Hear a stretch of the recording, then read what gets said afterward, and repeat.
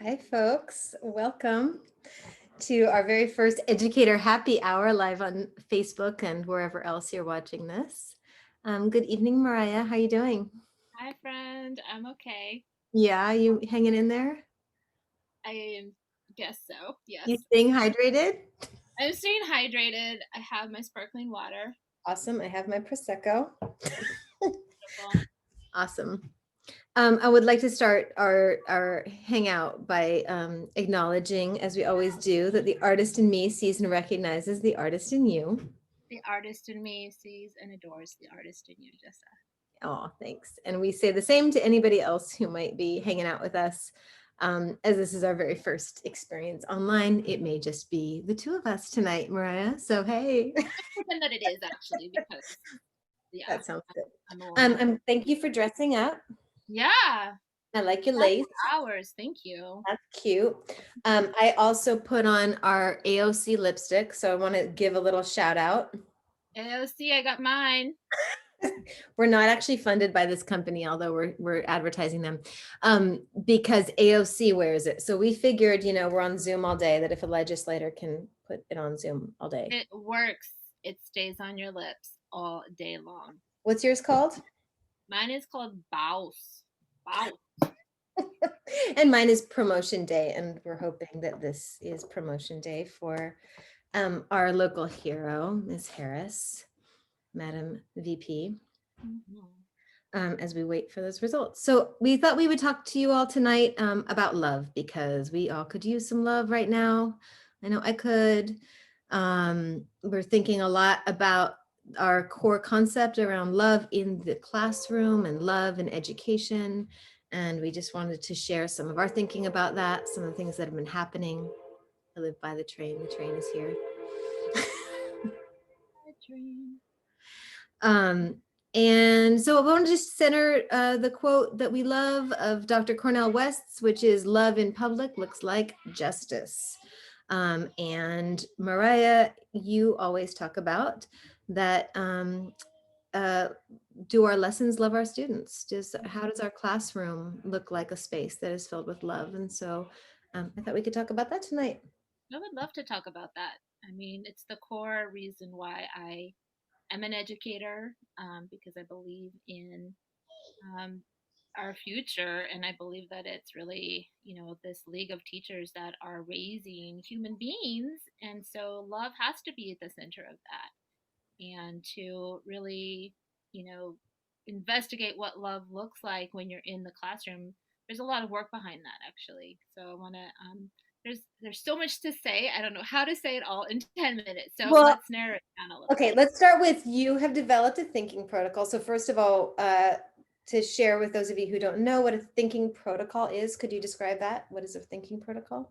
Yeah, so a thinking protocol is a structure that supports the brain in learning a concept or an idea. Um, and they're really great because they help a learner stay focused on that concept or idea. So there's usually three parts to it. We developed one that is four parts, and I'm really excited about that, because it's really serves the embodiment work that we do. But I was known for loving a protocol when I was in the classroom and breaking the protocols, and so they just really help illuminate thinking in learners, and they're really so magical to use as a tool for teaching and learning. Yeah, So I yeah, love let's talk them about love. because it's assessment. Like, to me, I'm one of those teachers who, my least favorite thing was grading, for all of the reasons. Mhm. Felt like the least just space in my classroom. And so thinking about assessments that actually feel good for the learner and for me to engage in and feel loving for both of us Mhm. was always what I was trying to figure out, right? Like how to do really deep assessment that actually is furthering everyone's wisdom. Mhm. And but that actually loves them, because I know as a student, I really can't stand critique and feedback in the traditional manner, and I needed something that was going to expand what was working about my thinking. Yeah. Track me there. So would you share with us the protocol that you've developed that we've been playing with, because I love it. I will. Okay. So many of you know that I am a huge art lover. I mean, obviously, it's like this is why we started Studio Pathways and lead with the arts and education. Um, but one thing that I know really noticed when I get to engage with art, whether it's visual or performing arts, is the initial emotion, how I respond to what I am intaking. Mm. And I check for like that emotion of love. There have been times when I have stood in front of a painting and I just started crying because there was something there that was so moving. And so I immediately This asked, is my favorite thing about you, by the way. I find it really interesting. I don't, Uh-huh. it's fascinating. But when I am feeling that deep emotion, I ask myself, what is it that I love about this? Like I want to know, like why am I being moved so much? Mm, And so that's the first part of the love protocol is to ask yourself, what do you love about this? mm, Because when you can find out what you love about something, then that offers you more to understand about yourself, and it allows you to see what there is to investigate, which is the second part, which is about observation. So when you're able to find out about that piece, really start to name and articulate what you love about it, following the inquiry around observation. So, what more can you observe about this art piece? Um, Maybe like, what do you notice? mhm. Like follow that. There's more there that has information for you. Mm. That's That really to me speaks to like technique and skills but also the content. Like, what is yeah. this? What are you observing that this artist is trying to say? You always go to technique. I always go to content. Mhm, I noticed that. Yeah, it's good. This is why we're so balanced. And then value. So the V is for value, and so it's really looking at what do you value about this work, and allowing yourself to do some more assessment of the pieces and parts that are in that content or subject matter that you're looking at, the mhm. art form that you're looking at. Awesome. What would you I say think about too with your value that like around like what value does it have in society or in my community or like how is it of value to others?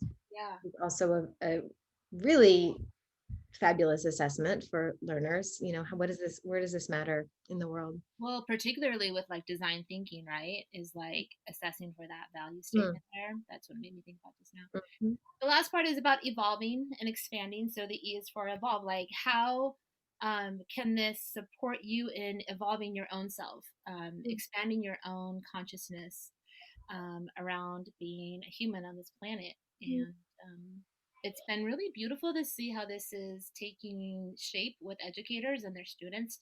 I would love for you to kind of just brag about us for a minute if you want to talk about how it's showing up. Yeah, well, just this was it this week, last week? It's all a blur. Last week, we had an artist teacher, an art teacher in she's a middle school art teacher. Is that right? Middle school art teacher, Yep. and she started using the Love protocol with her students and having her own students do self-assessment through the Love protocol with their own works of art. So, what do they love about their art? What are they observing about their own creations? What do they value about their own creations? And how might they evolve or expand their own creations? And that to me is just like the highest level of thinking that we are hoping to get to is the ability to really self assess in really complex ways and then to name your thinking as you go. I mean, as an educator, I feel like that's kind of the goal, and that is really loving our students, right? To get them to a point where they are self-sufficient in a way, right? Like Yeah, get absolutely. them to learn to be an adult artist, creator in the world. Mhm, mhm. That takes me to a story, but I'm not gonna tell it yet. But I Well, we wanna have add 1 minute on. left. Yeah, So okay. what do you want to say? Well, I just wanna say also that that teacher really, what I was really struck with was how she named that getting her students to articulate what they loved about their own work was so important. And I remember that struggle as a kindergarten teacher of how many students, because what they were making didn't match the thing in their head, it was Mhm, always very hard to get them to appreciate where they were and not just like crumple up what they were doing and throw it away in the trash, mhm, or mush it all up, mush the clay up and like sling it across the room. And so I didn't have the value or the language for it then. But to see it taking shape for other people, just I'm so excited about that. And I love that students are getting the opportunity to love themselves, like to say, yes, I am okay. The work that I'm doing is beautiful, and have that as the jump off point. That's really cool. Well, that makes me think, kind of to close, about how love in the classroom does look like really, really thoughtful use of cognitive thinking skills, right? That's really what it means, is and that it is being so emotionally responsive to a whole child and a whole being, to really Yeah. enter in this way with them. Yeah. I think our time is done, because we're going to keep this short and sweet. That's We're right. going to do this again next week. Every week, we'll see how long it goes. We'll see what life has in store for everyone here in this nation and this world. Mm-hmm. Um, but next week, we want to address something that's deep in our minds and hearts right now, which is, no matter the outcome tonight and beyond, Mariah and I are pretty concerned about the statistic that 55% of white women in the US voted for 45 for another term. And that coupled with the statistic that 82% of K through 12 educators are also white women. As they say in space, Houston, we have a problem. So we're going to address that next week through Mariah's favorite work of art, one of them, which do you want One to of share? them. There are so many. Carrie James Marshall, Heirlooms and Accessories, which I posted on my Instagram account. Um, and yeah, maybe I'll do a TikTok about it. I don't know. Awesome. All right. We love you all. Be well. Stay hydrated in whatever way serves you at this time. Love you Yeah. all. Cheers. Good evening.